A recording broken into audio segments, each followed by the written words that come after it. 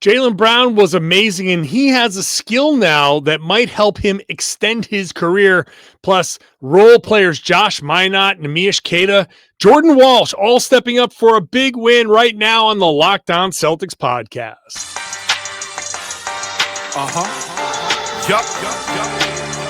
B-Town, be ever ready.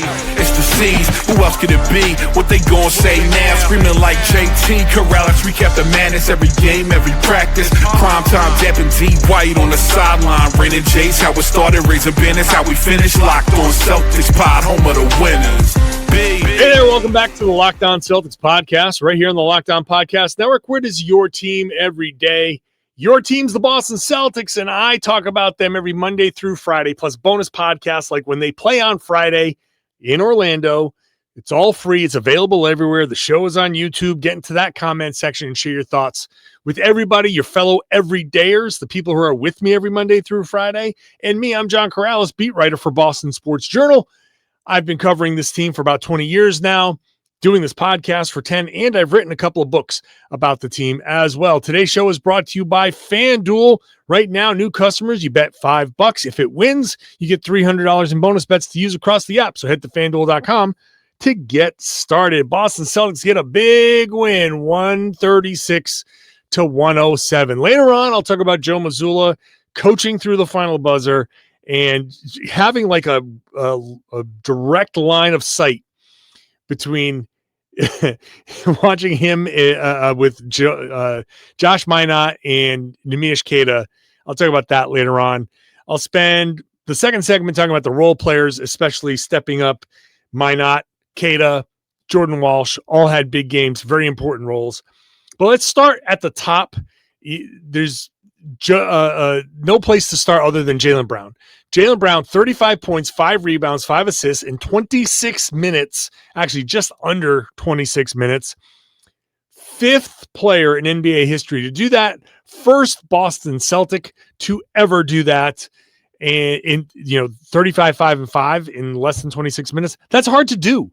That is hard to do. So number one, you have to be super efficient, which Jaylen was. He was 13 of 21, which is 62% shooting. He was 2 of 4 from 3 and 7 of 9 from the line. That's Jaylen in the most efficient shooting night you're going to get out of him. Also, you got to get to the line. The 9 free throws is important. Jaylen was just in total control of this game. The ability I was talking about in the open, the ability to get fouls on jump shots. You don't see a ton of fouls on jump shots all the time.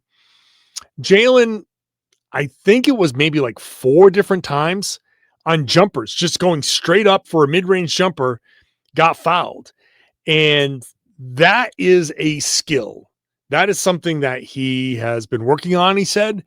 And if you can develop that is an incredible skill. Not only is it an incredible skill for now to, win games and pump up your scoring and get yourself to another 35-point, performance, another 30-plus point performance.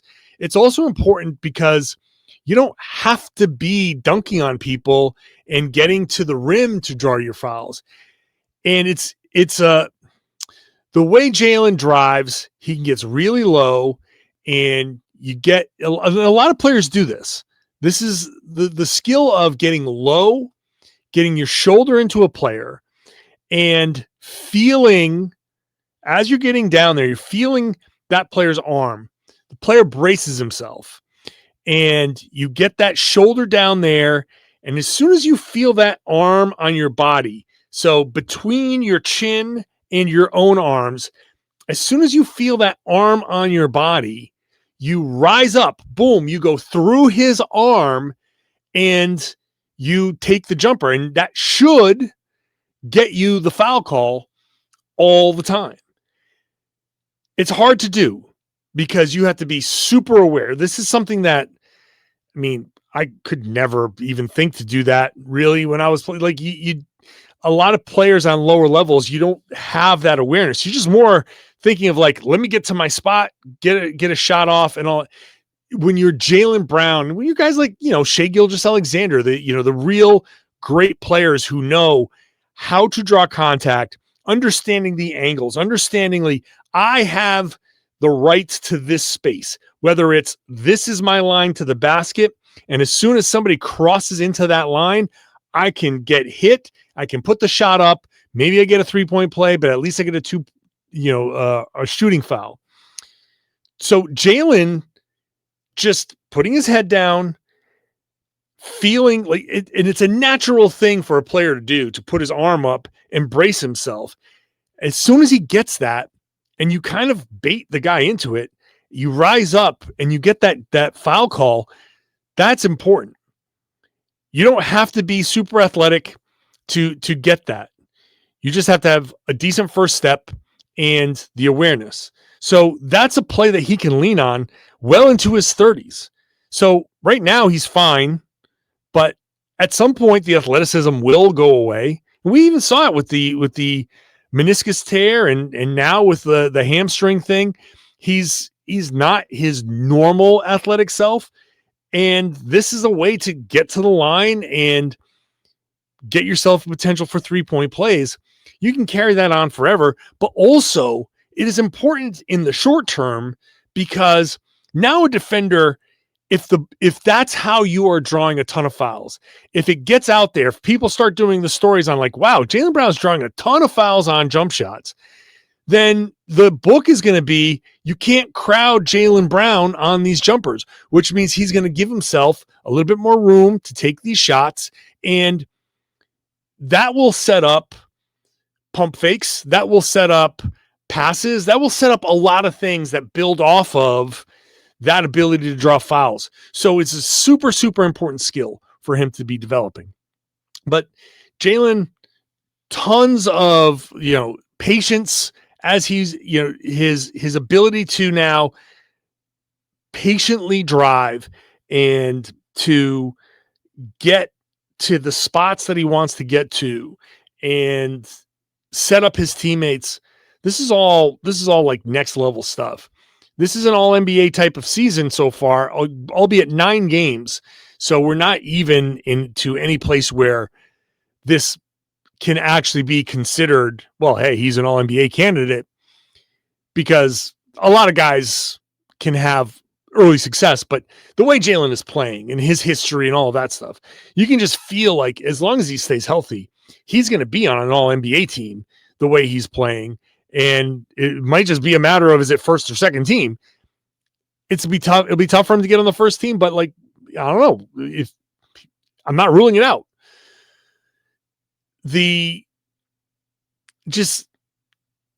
season, the start that he's having is incredible. And I can go on about Jaylen, but he was awesome. First quarter, where the Celtics were really bad. If he doesn't score 16 points in the first quarter, I don't even want to know how this would have gone, because the Celtics gave up 37 points in the first quarter, another big monster quarter to one of the worst offenses in the league. They were down 11 and Jaylen had 16 points. That could have been, if Jalen's shot wasn't falling, if he wasn't hitting, that would have been a much bigger hole to try to climb out of. Obviously, they were up by as many as, I think, 35 at one point. So maybe they would have climbed out of whatever hole it was. But if you're down, if it's 37-16, that changes the dynamic of everything. And the Celtics went off and had a 44-23 second quarter. And at one point it was like a 22-4 run or something like that. Maybe that doesn't happen if Jaylen doesn't have a 16-point first quarter and just take complete control of that game. Another huge element of this is that shots fell and they didn't force it. No one really forced a lot of shots. Now, Anthony Simons ended up taking 10, but he played a lot, and he played a lot in the second half. And with the lead, there was a little bit of stat padding there. Not that he was specifically stat padding himself, but the game was over, and I kind of liked leaving him in to let him get going.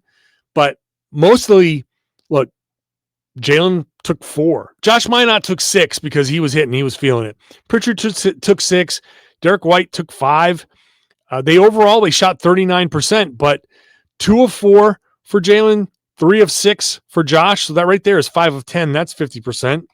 You throw 4 of 11 for Pritchard and White. So what I say, 5 of 10. So that's 9 of 21. That's a really nice shooting night for the starters who needed shots to fall. What my absolute favorite shot of the night was Derek White, right hash mark. In the first quarter, second quarter. He got a shooter's roll. The ball kind of like bounced around, and he has not been getting that bounce at all season. That might be the first one that you can look at and say that was a shooter's roll that fell for Derek White. So that was good. Glad to see D. White getting at least a couple of soft jumpers to fall. And he had a nice overall game, by the way. 12 points, 8 assists, 3 rebounds. Not like the biggest offensive night, but 3 steals, 2 blocks. That's pure Derek White. So at least D. White's been doing some of this other stuff. But I got to highlight the role players, because if it wasn't for Josh Minott, Neemias Queta, and Jordan Walsh, who knows how this game would have gone. We'll talk about those guys when I come back. Today's show is brought to you by Gusto. Let me be real here. No one starts a business for the joy of calculating tax withholdings or managing payroll spreadsheets. That's not what people want to get into business for. You want to make money. This other stuff you have to do. That's where Gusto comes in, to take the stress out of payroll, benefits, and HR so you can focus on running your business and supporting your team. Gusto is an all-in-one, remote-friendly payroll and HR platform that makes managing your team simple, transparent, and fast. Whether you're hiring, onboarding, or paying employees, Gusto helps you do it all from one place without the hassle or hidden fees. Unlimited payroll runs for one monthly price. What? That means no surprise charges at the end of the month. Gusto's automated tools offer, they have offer letters, they have onboarding materials, they have direct deposits that can save you hours every week. And you can reach certified HR experts anytime. That gives you real peace of mind. Try Gusto today at gusto.com/LockedOnNBA, and you'll get 3 months free when you run your first payroll. That's right, 3 months of free payroll at gusto.com/LockedOnNBA. One more time, that's gusto.com/LockedOnNBA. Thank you for making Locked On Celtics your first listen every day. Go check out Locked On NBA Game Night. It's got all the games covered. There's a big slate of games on Wednesday night. So Locked On NBA Game Night will get you all caught up on everything that happened in the league. Plus, on the same feed, Locked On NBA, all the big stories on their afternoon show, the big storylines from around the league. That's 2 great podcasts on the same feed, wherever you found this podcast. So plenty of podcasts lined up for you. So the first quarter absolutely sucked. I thought the Celtics were terrible. I was getting really upset because I'm like, you guys just got waxed by Houston. Okay, fine. Everybody expected that. Then you come out against Utah.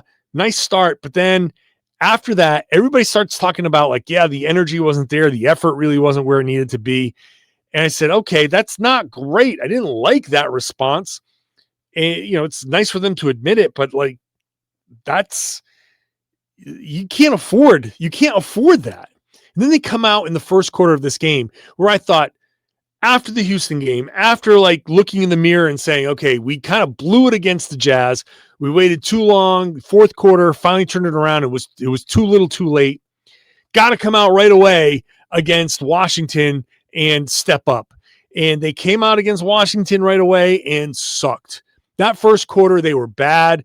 They gave up a ton. I think it was 15. Was it 15 second chance points in the first quarter to a team that averages 12 per game? One of the worst second chance points teams. And ultimately, the Celtics gave up 20. But they had, it was 14, because then it was 6 the rest of the way. but they gave up more than the Wizards average in the first quarter. Unforgivable, giving up all those second chances. And I would say that aside from Jaylen Brown, like a lot of these guys, you could probably say that they sucked in the first quarter. And that applies to Neemias Queta. That applies to Jordan Walsh. It applies a little bit to Josh Minott. But I think Jordan was kind of like the first guy to come in and turn things around. That energy in the second quarter, the defensive presence, good kind of defensive instincts on display, getting in there, getting rebounds.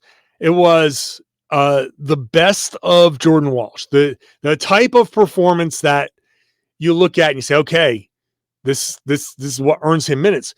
Joe was stuck, right? Once again, the energy wasn't where it needed to be, and Jordan comes in and changes that. Super important. And then Queta gets going and is the strong pick and roll. Now they ran some stuff early for him, but then Alex Sarr really kind of like took it to him for a little while, and then Queta responded. Ultimately, the game looks really good for Queta. He responded well. That's important. He defended well. He helped. He played probably some of the best basketball after that first quarter, finishing with 15 points, 12 rebounds, 5 assists, just an incredible game, 7 of 7 shooting. That's the type of thing outside of that early first quarter where no one was outside of Jalen. No one kind of escapes criticism in that first quarter. This is what you needed from Nemi in a big, big way. And I think it's impossible for Nemi to play well and the Celtics to kind of suck. So when he's playing well, the Celtics are playing well. And I think it's kind of like you might call it a chicken and egg kind of thing. Is it because he's playing well that the Celtics play well? Or is it because the Celtics play well that he plays well? You kind of need both to happen. If he's setting the good screens and rolling hard and he's getting out of the screens at the right time, that leads to some of those alley-oops that we see.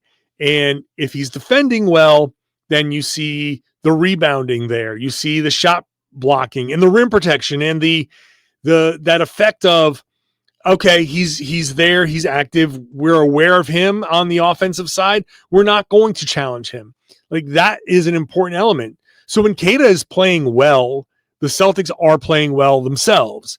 And he's not necessarily the reason why, but he's a big reason why, because he does those things, those defensive things, blocking shots and rebounding and protecting the rim that allows the Celtics to get out into transition. And if he's screening well, that opens things up and allows the Celtics room to maneuver.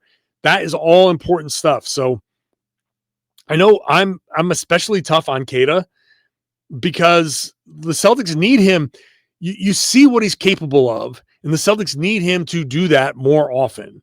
And this is why in the next segment, I'm going to get on I wanted to focus on the Joe Mazzulla thing because he gets on Queta a lot and he gets on Josh Minott a lot for that stuff, especially. Ooh, I got a spider coming right down on my face. If you saw me just jump on the YouTube page, it's because I had a spider like right on my nose. And I'm not afraid of spiders, but when you turn around and see one staring you in the face, that's a little jarring. But little guy, he'll go scurry off. Anyway, that's how a ball handler reacts when Neemias Queta is playing well. You turn around, and you go, oh, and you go, oh, we don't want to drive in there. We want to kick this back out. Nemi at his best is doing that stuff. And then obviously the Minott minutes were huge. 21 points, career high, first ever 20-plus point game. He comes in, is flying all over the place, 3 dunks, 3 threes. When it's kind of like the same thing. If Minott is hitting his threes, then I have a hard time believing the Celtics are not playing well. It's because that's an added bonus. And to get 3 out of him is huge. He's not a reliable 3-point shooter, but when he's feeling it and it's going like that, that's big. But the cutting, the availability for like lobs to get out into transition, the defense, a steal, the classic kind of steal, kick it out to the wing, fly down the floor, get it back on a lob type of play. That's the type of stuff that we saw out of Josh Minott. The Celtics need these role players to step up. Jalen can't do it by himself. Derek and Peyton are trying to find their footing. And even when they do, you still need one of these other guys, at least one of these other guys, to step up. Minott is having a great run as a starting wing. Obviously not perfect, but still he's starting. It's working. That's great. I didn't expect Minott to come in and be that, be a starter and earn that role. I kind of thought Boucher would be the one who'd step into this, and Boucher was a DNP. So that's not quite working, but Minott is stepping in and filling that role very, very well. I said what I said about Queta. It's the same thing. And Jordan Walsh is kind of like, there's a wild card. There's that group of Ugo, Jordan, Baylor Shireman. You can throw Boucher in there. You can throw Tillman in there. Tillman also DNP. But that group, especially Ugo, Jordan, Baylor, that's going to be the group, like the energy guys, big defend. You got to defend, maybe hit a couple of shots. One of those guys is going to have to do something. Ugo, played 16 and a half minutes and did well, but this was Jordan's night. And Jordan, did 7 points, 7 rebounds, an assist, 2 steals, hit a 3. Perfect. That stat line has to go to one of those 3 guys for the Celtics to win. Has to.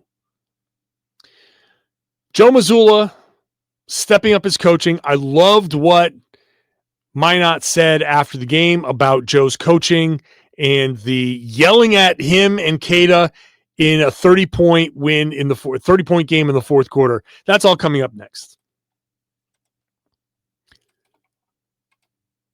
Today's show is brought to you by FanDuel. The NBA is here, and there's no better place to get in on the action than FanDuel, the official sports betting partner of the NBA. Even if you missed the start of the game, you want to ride the hot hand? FanDuel has live bets on everything from who will score next to fourth quarter comebacks. Plus, you can even combine your live bets into a same-game parlay. You'll get a shot at a bigger payout. It keeps every game exciting, especially when your team is making a late push or pulling away like the Celtics did. Right now, FanDuel is giving you, new customer, $300 in bonus bets when your first $5 bet wins. You got to head over to FanDuel.com to sign up. When you sign up, it'll ask you, set your budget, set your limit. Do that. Take advantage of the tool that FanDuel is offering you so you can gamble responsibly. Only bet what you can afford to lose. This way, if you hit a cold streak, it's okay. FanDuel will protect you, and then you just come back later when you replenish those disposable funds, and you have some more fun at FanDuel.com, the official sports betting partner of the NBA. Thanks for making Locked On Celtics your first listen every day. Go check out Locked On Fantasy Basketball. Josh Lloyd is the absolute best when it comes to fantasy basketball. If you're not listening to Josh, you are not serious about winning your league, and you should want to win your league. If it's not for money, it's for bragging rights, and those are even more fun sometimes. So Josh is going to keep you covered. Who to start, who to bench, all that stuff, who to trade for. So check him out. Locked On Fantasy Basketball, wherever you found this podcast. Before I get to Joe, just a couple of quick other individual performances. Peyton Pritchard, just a nice game, 18 points, 5 rebounds. Had a couple of early fouls and sat out. And maybe it was part of why the Wizards were able to make a run. But he came back, recovered really well. 7 of 12 shooting, 2 of 6 from 3, 2 of 2 from the line. Again, getting into the paint and he's making a living on the drive, bury the shoulder, turn around fadeaway jumper. He's living on that shot until his three-pointer gets going. Then that shot's going to carry him through. And I liked what he said after the game, where he's like, I've had a good half, and then in the second half I start trying to settle for threes. I think he wants to get his three-point shot going, where he could just be like, you know what? I'm just going to drive. I'm going to drive. I'm going to make these shots, make them at a high rate. You can win on more twos than threes. You have to take and make threes in this league. You have to. But 16 of 41 for the Celtics, that's a good number to be at. You don't have to be up at 50. 16 of 41, 39%, that is fine. You don't have to force it. If you're getting to the rim, if you're getting into the middle of the paint, do it. So that's what I wanted to see. And so good job for Pritchard there. I mentioned Simons did a lot of his damage late. Luka Garza did not. I think Luka Garza is as advertised. He's just a defensive liability, and if he's hitting some shots, great. If he's setting some good screens, great. But that's going to be about it. Okay, so the best part of the night, I think, was game was basically over. It's 30 plus, hovering around 30. We already know that Jalen's not coming back in, and so it's kind of garbage time. But Queta's still out there, and Minott is still out there, and Queta kind of blows a pick and roll coverage. Couple of plays in a row, Queta kind of blows, and Joe calls a timeout. And as Queta's coming to the bench, Joe is intense. Now, this is happening where I sit. I sit on the Celtics bench side. When you're watching the game and you see the bench and the tunnel on your TV, it's to the left edge of your screen. Off that left edge is where I sit. So I have a direct view of Joe as these players come off. And he is lighting into Neemias Queta, lighting into him. And then Queta sits and Joe's still going. And then he reaches out and gives him 5. And it's like encouraging all of a sudden. And you're like, okay, he's really just, he's intense. And then Minott blows a coverage and Joe calls another timeout. And as Minott is coming to the bench, Joe is lighting into him. And I'm seeing, and I can read lips a little bit, and it's like an MFer, man. He is letting him have it. And Josh, after the game, I asked him about it. He's like, yeah, Joe's, with some intensity was kind of like, yeah, he said, he just wanted to push me. I was messing up defensively. That's really it. He was very energetically telling me what I did wrong. That's it. So then I rephrased, like I kind of followed up saying like, hey, you're up 30. There's a little bit of a let up. And he stopped me. And he said, quote, "We never let up, bro. I'm going to stop you there. Hell no." I'm reading that phonetically. He says, it ain't no 30-point let up. Hell no. This was coaching me for the future. He understands that. Maybe the game is necessarily, I would consider it won by then, but man, we're working for the future. There's never a let up. We're using that time as a lesson for the future. That's what he was expressing to me, which I absolutely love, right? Joe is not sitting on his hands in the fourth quarter. He's not letting up as his coaching as, it's a 30-point lead and whoever's out there. Guys are held to a standard. You can't let up when you're up 30, because if you let up when you're up 30, what do you say when you're up 25? What do you say when you're up 20? At what point do you say, okay, now I'm not going to let up? Like Joe, and this goes back to even like the media game where the coaches beat me and my fellow media members 56-4 or whatever it was. No let up, no mercy. If you're playing, you're playing. You're playing all out from the beginning until the end. And I love that attitude, because you have to finish these games off. You have to finish these games off. You can't get into a habit of relaxing, because that's when you blow leads and you go up 30 and there's 8 minutes to go and some stupid thing happens where, okay, they hit a few 3-pointers in a row because you're kind of screwing around, and okay, it's 21. And now you have a couple of turnovers, and now you've let them get out into transition. Now it's 15, and it's 4 or 5 minutes left, but now you feel like, well, maybe Jaylen Brown needs to come back in. And Jalen sat the whole fourth quarter. That's what you want to avoid. That type of scenario is what you want to avoid.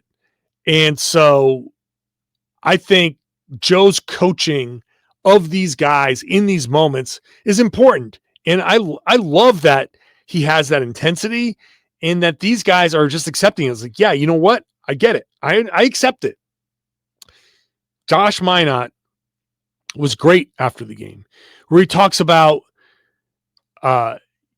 you don't take anything for granted, because he was asked about staying power with the starters. And he says, I don't consider I have any staying power. I'm trying to go out there like this thing can end tomorrow, because it can. It very much can. I'm appreciative that they trusted me with that. At the end of the day, every time I go out, I assume it can always be taken away from me, because it very well can be. What an attitude for him to have. And it's the right attitude. And with that comes accepting the coaching that Joe is giving you, even that intense, curse-filled coaching, which I know can be hard. Trust me. I know that coaching style can be hard. But Joe is able to do it because these guys kind of allow it and they accept it and they respond well to it. And afterwards, Joe is encouraging. There's I think maybe the most important part of it was a few minutes later, Joe pulled Josh aside and was still being emphatic, but much more kind of like in a direct but not yelling kind of way. They know each other. They know the boundaries. They know how hard he can push. So it's a good dynamic and an example of the good coaching that I think maybe some people don't really pay attention to. They only pay attention to like timeouts and, all this other stuff. So this is a good example of Joe's coaching. So the Celtics get this win. Now they head to Orlando. 2 games in Orlando, Friday and Sunday. So obviously there's going to be one more podcast, the Friday, but this is the Thursday podcast. The Friday podcast, I'll have Tom Westerholm back. And then post-game, after the first Orlando game, there will be a bonus podcast. Then I get a day off for the first time in 2 weeks. That's okay. I don't care if I go 3-4 weeks. I will be here after every game. So make sure you're subscribed. Every podcast is free. It's available everywhere. However you found this podcast, if you're listening, if you're watching, I love that you did that. Become an everyday or join me every Monday through Friday, plus on these bonus podcasts. I talk a lot. I say a lot. So you're going to have to listen a lot, but I hope it's enjoyable, informative, and fun for you. I appreciate it. Get into the comment section, share your thoughts with me on YouTube, and then share the podcast. Tell everybody they should be listening to and watching the Locked On Celtics podcast here on the Locked On Podcast Network. It's your team every day.